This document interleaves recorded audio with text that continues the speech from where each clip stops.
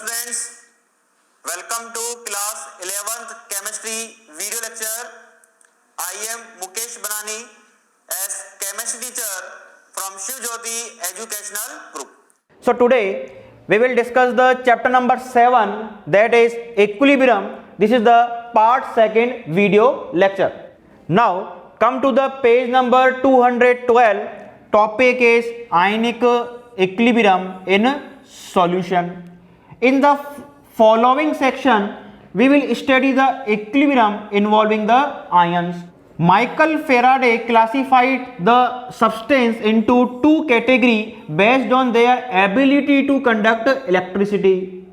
One category of substances conduct electricity in their aqueous solution and are called electrolyte, while the other do not and are thus referred to as a non-electrolyte. यानी अगर ऐसा substance जिसके aqueous solution में हम electricity flow कर सकते हैं तो ऐसा सब्सटेंस क्या कहलाएगा? इलेक्ट्रोलाइट. इलेक्ट्रो मतलब इलेक्ट्रिसिटी, लाइट का मतलब लाइसिस होना, यानी उसका लाइसिस कब होगा? जब हमने उसका एक्वस सॉल्यूशन लिया हुआ है. तो इट मींस, और जिसमें इलेक्ट्रिसिटी फ्लो नहीं होगी वो क्या कहलाएगा? नॉन इलेक्ट्रोलाइट कहलाएगा. Faraday further classified electrolyte into strong and weak electrolyte. Strong electrolytes on dissolution in water are ionized almost completely. यानी ऐसे इलेक्ट्रोलाइट जो वाटर में कंप्लीटली क्या हो जाए? डिसोसिएट हो जाए या डिसोल्व हो जाए, क्या कहलाएंगे? स्ट्रॉन्ग इलेक्ट्रोलाइट कहलाएंगे. while the weak electrolytes are only partially dissociate. जैसे हम NaCl की बात करें, कॉमन सोल्ट को हम वाटर में जब डिसोल्व करते हैं तो वो कंप्लीटली क्या हो जाएगा? डिसोसिएट हो जाएगा. यानी वो किसका एग्जांपल है? स्ट्रॉन्ग इलेक्ट्रोलाइट का. अगर हम वाटर में किसको डिसोल्व कर देते हैं? एसिटिक एसिड को, तो ये कंप्लीटली आयोनाइज नहीं होगा, पार्शियली आयोनाइज होगा. इट मीन पार्शियली डिसोसिएट होगा. इट मीन्स हम क्या बोलेंगे यहाँ पे कि इसमें एसिडिक एसिड मॉलिक्यूल भी प्रेजेंट है, साथ में एसिडेट आयन भी प्रेजेंट है और हाइड्रोनियम आयन भी प्रेजेंट है. हाइड्रोनियम का मतलब H3O+, यानी H+ आयन और वाटर मिलके क्या बनाएंगे? हाइड्रोनियम आयन बनाएंगे. It should be noted that in weak electrolyte equilibrium is established between the ions and the unionized molecule. This type of equilibrium involve ions in a aqueous solution is called the ionic equilibrium. यानी ऐसा equilibrium जिसमें ions का role हो क्या कहलाएगा? ionic equilibrium कहलाएगा. Acids, bases and salts come under the category of electrolyte and may act as either strong or weak electrolytes. Number 1 हम category देख रहे हैं यहाँ पे. Heading is acid, bases and salt. As most of the acid taste sour, जितने भी acid है यानी मैक्सिमम का जो टेस्ट रहेगा, most of the acid have taste sour. The word acid has been derived from a Latin word acidus meaning sour. Acid are known to turn blue litmus paper into red, यानी blue litmus को किस में convert करेगा? Red में. And liberate the dihydrogen on reacting with the some metal. Metal react with acid to evolve the hydrogen gas. Similarly bases की हम बात करें, basis are known to turn red litmus to blue. हम study कर चुके हैं class 10th में कि बेस जो होगा वो रेड लिटमस को ब्लू में कन्वर्ट करता है. टेस्ट बिटर, स्वाद में, टेस्ट में कैसे रहेंगे? कड़वे रहेंगे. And feel soapy in touch. When acid and base are mixed in the right proportion, they react with each other to give the salt. Now next heading is Arrhenius concept of acid and base. According to Arrhenius theory, acid are substance that dissociate in water to give the hydrogen ion, H+ ion, and bases are substance that produce the hydroxyl ion OH, जो कि हम study कर चुके हैं class 10th में. यानी जो substance aqueous solution में किसको देंगे? H+ आयन को, उसको हम क्या बोलेंगे? एसिड बोलेंगे. और जो सब्सटेंस एक्वस सॉल्यूशन में OH- आयन को देंगे वो क्या कहलाएंगे? बेसिस कहलाएगा. Like the ionization of acid HX can be represented by the following equation. HX convert to the H+ ion in the aqueous solution plus X- ion in the aqua solution. इसको हम इस तरह भी write down कर सकते हैं, like HX plus H2O convert to the H3O plus in aqua solution plus X- in aqua solution. A bare proton H+ is a very reactive and cannot exist freely in aqueous solution. Thus it bonds to the oxygen atom to the solvent water molecule to give the trigonal pyramidal hydronium ion. It means formula is H3O+, यानी जो H+ ion है वो water में जो oxygen atom present है उसके पास 2 lone pair होते हैं, उसके साथ एक बॉन्डिंग करके H3O+ का फॉर्मेशन करता है, जिसका नेम आपको लर्न होना चाहिए, hydronium ion. Similarly, a bare molecule like MOH ionized in the aqueous solution according to the equation, यानी MOH in the aqueous solution convert to the M+ ion in the aqueous solution plus OH- ion in the aqueous solution. यहाँ clearly visible है कि यहाँ पे aqueous solution में कौन सा ion obtain हो रहा है, OH- आयन, जिसको हम क्या कहते हैं, हाइड्रोक्सिल आयन भी कहते हैं. NH3 की बात करें, NH3 बेसिक नेचर का होता है लेकिन उसके पास OH नहीं है, तो फिर हम आरएनएस थ्योरी से किस तरह एक्सप्लेन करें, वो इस कंसेप्ट का क्या कहलाएगा, लिमिटेशन कहलाएगा. Now number second is Bronsted Lowry acid and base. According to the Bronsted-Lowry theory, acid is a substance that is capable of donating the hydrogen ion. यानी जिस तरह से आरएनएस थ्योरी ने एसिड को डिफाइन किया है, similarly Bronsted-lorry ने भी एसिड को डिफाइन किया, बट बेसिस की डेफिनेशन डिफरेंट है. And the bases are substance capable of accepting the hydrogen ion H+, यानी उस सब्सटेंस को हम बेस कहेंगे जो H+ आयन को गेन करेगा. In short, acid are proton donor and base are proton acceptor. Consider the example of dissolution of NH3 in H2O represented by the following equation. NH3 react with the H2O, double half arrow से हम represent कर रहे हैं, convert होगा NH4+ में, यानी NH3 ने H2O से H+ आयन को गेन किया, यानी H+ आयन को गेन किया तो क्या कहलाएगा, बेस कहलाएगा, ब्रोंस्टेड-लॉरी बेस. और H2O ने H+ आयन को रिलीज किया है तो ब्रोंस्टेड-लॉरी एसिड कहलाएगा. अब एक यहाँ पे नई टर्मिनोलॉजी यूज हो रही है, कॉन्जुगेटेड एसिड, कॉन्जुगेटेड बेस, यानी बेस से जो एंटाइटी ऑब्टेन हो रही है उसको क्या बोला गया, बेस से ऑब्टेन हो रही है, तो एसिड, यानी वो कौन सा एसिड है, कॉन्जुगेटेड एसिड. यानी बेस और कॉन्जुगेटेड एसिड में कितने का डिफरेंस है, H+ आयन का. सिमिलरली एसिड और कॉन्जुगेट बेस में भी किसका डिफरेंस रहेगा, H+ आयन का. तो it means base H+ ion को गेन करेगा, कॉन्जुगेट एसिड बनाएगा, यानी कॉन्जुगेट एसिड में H+ आयन किससे ज्यादा होंगे, बेस से, और एसिड से जो कॉन्जुगेट बेस मिलेगा तो कॉन्जुगेट बेस में H+ आयन कम रहेंगे, किससे, एसिड से. ओके, तो एक नया वर्ड है यहाँ पे, कॉन्जुगेटेड एसिड और कॉन्जुगेटेड बेस, यानी बेस से कॉन्जुगेटेड एसिड ऑब्टेन होगा और एसिड से कॉन्जुगेटेड बेस ऑब्टेन होगा. If Bronsted acid is strong, अगर ब्रोंस्टेड एसिड स्ट्रॉन्ग है तो उसका जो कॉन्जुगेटेड बेस होगा वो क्या होगा, वीक होगा, और वीक क्या होगा, बेस होगा, and vice versa. Now next heading is Lewis acid and base. G.N. Lewis in 1923 define an acid as a species which accept the electron pair. यानी लुईस ने एसिड को फर्दर डिफाइन किया, यानी electron pair को accept कर रहा है तो ऐसी स्पीसीज क्या कहलाएगी, acid. And the base which donate electron pair, जो स्पीसीज इलेक्ट्रॉन पेयर को डोनेट करेगी वो क्या कहलाएगा, बेस कहलाएगा.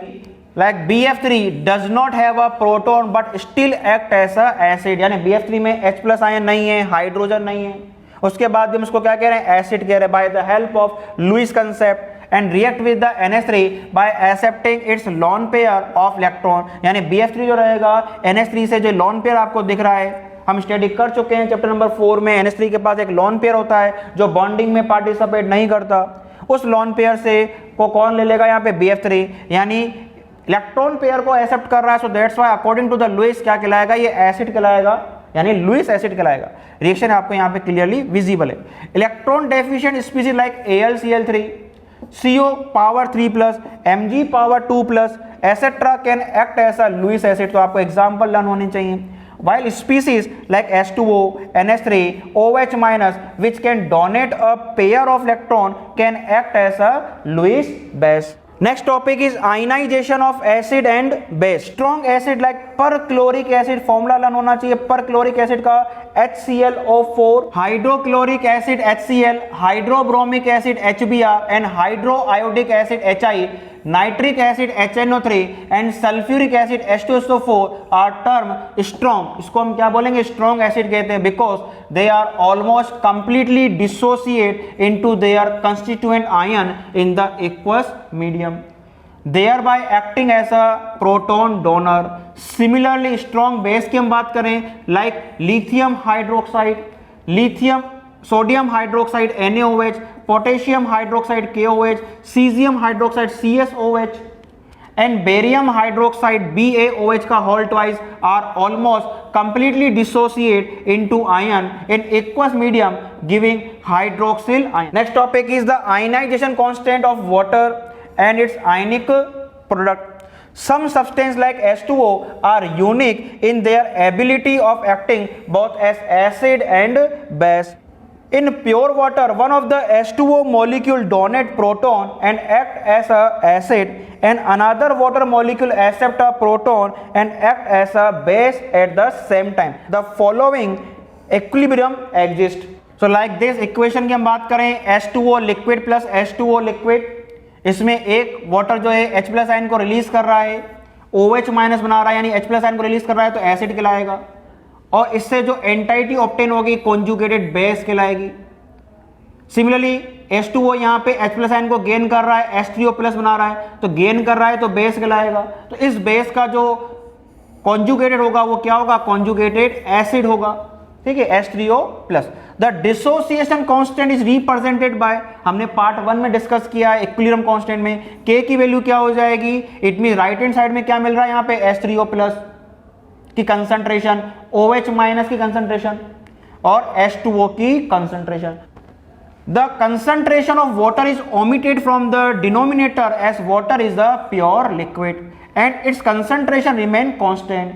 H2O concentration is the incorporated within the equilibrium constant to give a new constant Kw. अगर हम H2O concentration को K से मल्टीपल कर देंगे तो एक नया कांस्टेंट मिलेगा Kw, जिसको हम क्या कहेंगे, which is called the ionic product of water। तो क्लियरली विजिबल है कि ये कैसे ऑब्टेन हो रहा है, आयन के प्रोडक्ट यानी मल्टीपल से ही ऑब्टेन हो रहा है। यानी Kw की वैल्यू आपको याद होनी चाहिए, Kw means H plus ion concentration, OH minus ion concentration.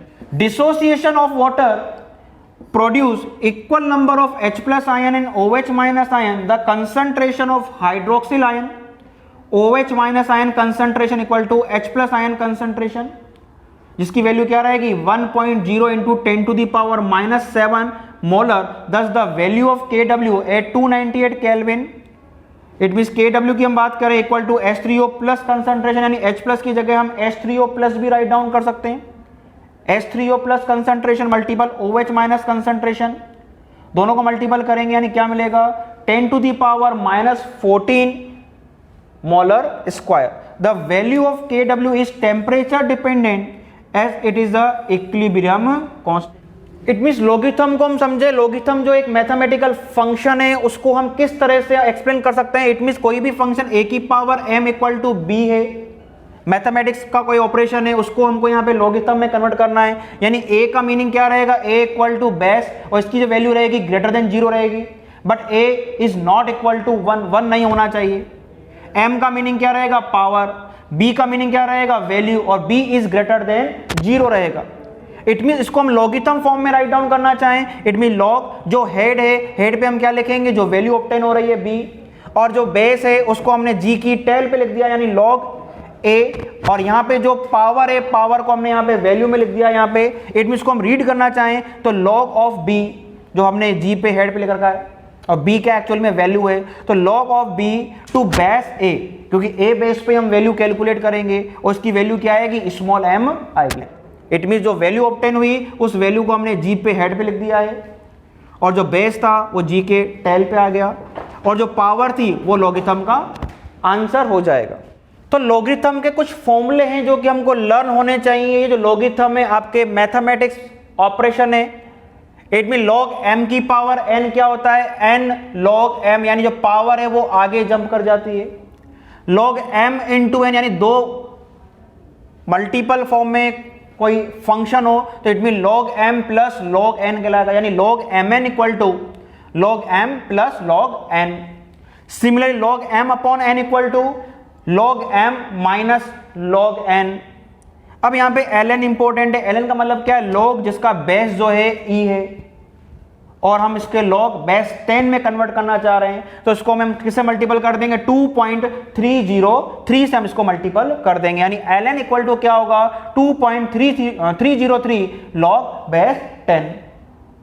log 10 value on base 10 क्या होता है? 1 होता है, और log 1 एट द बेस 10 क्या रहेगा? 0। तो ये कुछ फॉर्मूले लॉगिथम के आपको लर्न होने चाहिए। तो इस चैप्टर में हमको यहाँ पे लॉग और एंटी लॉग को किस तरह से सोल्व करना है उसकी स्टेप्स को हम यहाँ पे समझ लेते हैं। यानी लॉगिथम अगर आपको समझ में आ गया तो उसका हम रिवर्स करेंगे तो एंटी लॉग भी हम कैलकुलेट कर सकते हैं। तो इट मींस अगर हमको लॉगिथम कैलकुलेट करना है तो सबसे पहले जो भी वैल्यू का लॉगिथम कैलकुलेट करना है उसको साइंटिफिक नोटेशन में लिखना पड़ेगा। इट मींस किस फॉर्म में? m into 10 to the power p, जहां स्मॉल m जो है 1 के इक्वल भी हो सकता है और उससे ग्रेटर रहेगा, बट 10 से लेस होगा। सपोज करो मुझे यहाँ पे 523.2 को साइंटिफिक नोटेशन में कन्वर्ट करना है, तो इस पॉइंट को मैं कहां लेके जाऊंगा? लेफ्ट हैंड साइड में, क्योंकि साइंटिफिक नोटेशन का मतलब क्या है? जो m है एक डिजिट के बाद डॉट लगाना है और वो जो डिजिट है वो 0 नहीं होना चाहिए, यानी 1 2 3 4 5 6 7 8 9 हो सकता है। तो इट मीन इस पॉइंट को मैं लेफ्ट हैंड साइड लाऊंगा कि एक डिजिट के बाद डॉट लग जाए, यानी वैल्यू क्या ऑब्टेन होगी? 5.232 इंटू 10 टू दी पावर। अब मैं पॉइंट को कितने प्लेस लेफ्ट हैंड साइड लेके गया? मैं 2 प्लेस। तो अगर पॉइंट को अगर हम लेफ्ट हैंड साइड मूव करते हैं तो 10 टू दी पावर क्या आती है? पॉजिटिव आएगी। और अगर पॉइंट को मैं कहां शिफ्ट करूंगा? राइट हैंड साइड, तो 10 टू दी पावर क्या आएगी? माइनस आएगी। तो इट मींस अब हम यहां पे पॉइंट को कहां शिफ्ट कर रहे हैं? लेफ्ट हैंड साइड में, तो it means 10 to the power positive आएगी। लेकिन कितनी आएगी? जितने हमने प्लेस शिफ्ट किए हैं 1 एंड 2 प्लेस मैंने शिफ्ट किया है। तो इट मींस इस वैल्यू को अगर मैं साइंटिफिक नोटेशन में राइट डाउन करना चाहूं तो 5.232 इंटू 10 टू दी पावर कितने प्लेस में लेके गया हूं? 2 प्लेस। तो इस तरह भी हम राइट डाउन कर सकते हैं, यानी 10 टू दी पावर 2 को जब मल्टीपल करूंगा तो यही वैल्यू ऑब्टेन होगी। तो सबसे फर्स्ट स्टेप है कि जो भी वैल्यू आपको गिवन है उसका हमको क्या निकालना है? लॉगिथम निकालना है। तो सबसे पहले आपको साइंटिफिक नोटेशन में बदलना पड़ेगा, यानी m into 10 to the power p में कन्वर्ट करना पड़ेगा, जहां m क्या है? 1 हो सकता है, 1 से ग्रेटर रहेगा, बट 10 से लेस रहेगा, यानी एक डिजिट के बाद आपको डॉट लगाना है और बाकी 10 टू दी पावर आ जाएगा। अब सेकंड स्टेप में लॉगिथम कैलकुलेट करना है, यानी दोनों स्टेप में हम लॉग ले लेंगे, यानी log n equal to log लेंगे, यानी log m इंटू n का फॉर्मूला देखा था, log m plus log n होता है, तो log m प्लस log 10 की पावर p है, तो p क्या करेगी? आगे जंप मार जाएगी। और log 10 की वैल्यू अभी हमने देखा था log 10 ऑन बेस 10 1 होता है। तो इट मींस इस स्टेप को मैं लॉगिथम में कन्वर्ट करना चाहूं डायरेक्ट, तो क्या आ जाएगा? p आ जाएगा। log 10 एट बेस 10 1 होता है, तो p आ गया, प्लस ये log m आ गया। तो इट मींस हम यहां पे इस स्टेप को लॉगिथम में किस तरह कन्वर्ट करेंगे? जो पावर होगी उसको हम आगे ले लेंगे, और जो ये m है इसको हम लॉगरिथम टेबल से सी करेंगे। लॉगरिथम टेबल आपके केमिस्ट्री पार्ट 1 में बैक साइड पे गिवन है। तो अगर हमको लॉग कैलकुलेट करना है तो फिर लॉगरिथम टेबल से कैलकुलेट करेंगे, और अगर एंटी लॉग कैलकुलेट करना है तो फिर एंटी लॉग की टेबल से कैलकुलेट करना है। तो इट मींस लॉगरिथम जो टेबल है उससे हम क्या कैलकुलेट करेंगे? यहाँ पे log m, यानी जो m है इस m की जो वैल्यू log है ये वैल्यू हमको लॉगरिथम टेबल से कैलकुलेट करना है। अब वो कैसे कैलकुलेट करना है अभी हम देखेंगे, ठीक है। तो पहली बात तो यहाँ पे ये चीज समझ में आ जानी चाहिए। इसके बाद हम यहाँ देखें जो p आया, इस p को हम क्या कहेंगे? कैरेक्टरिस्टिक्स।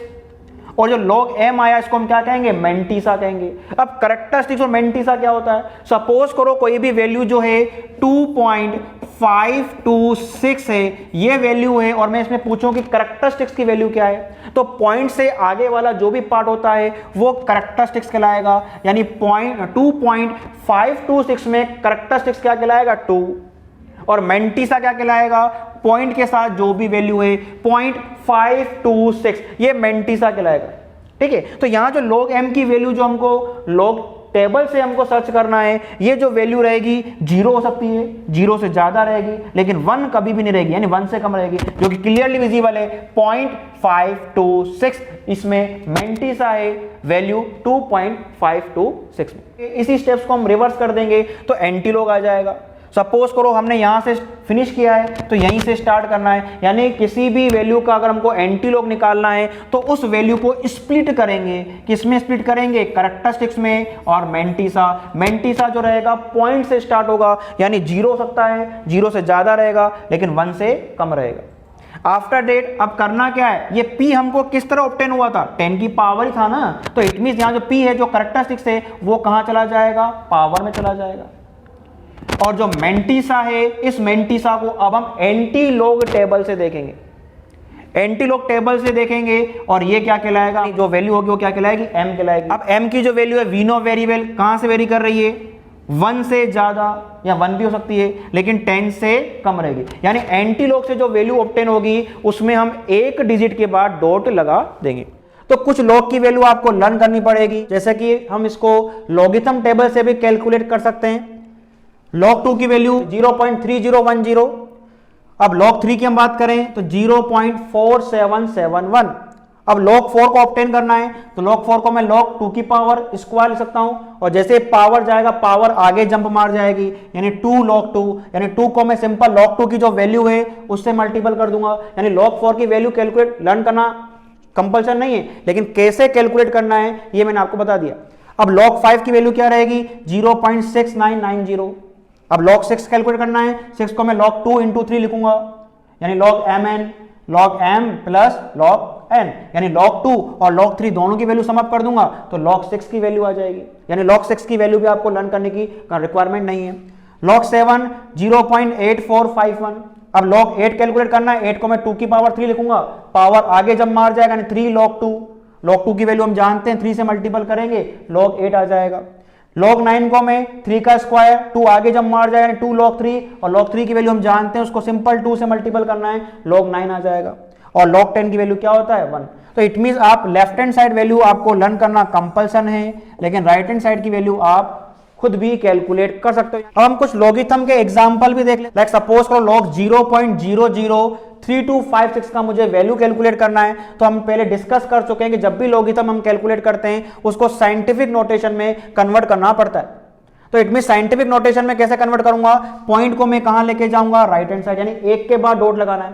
तो पॉइंट को मैं अगर राइट हैंड साइड लेके जाऊंगा, कितने प्लेस लेके जा रहा हूं मैं, 3 प्लेस, तो वो कहां चला जाएगा, 10 टू दी पावर में चला जाएगा। और राइट हैंड साइड शिफ्ट कर रहा हूं तो यानी राइट हैंड में हम क्या करते हैं, माइनस लगाते हैं, और साइंटिफिक नोटेशन हम क्या लिखेंगे, 3.256, यानी 10 टू दी पावर -3 को मैं नीचे ले जाऊंगा, 10 की पावर 3 आएगा, यानी 1000 का डिवाइड करूंगा तो यही वैल्यू हमको ऑब्टेन होने वाली। कि अगर पॉइंट को हम राइट हैंड साइड लेके जाते हैं तो माइनस पावर होती है, और अगर लेफ्ट हैंड साइड लेके जाऊंगा पावर प्लस में आएगी।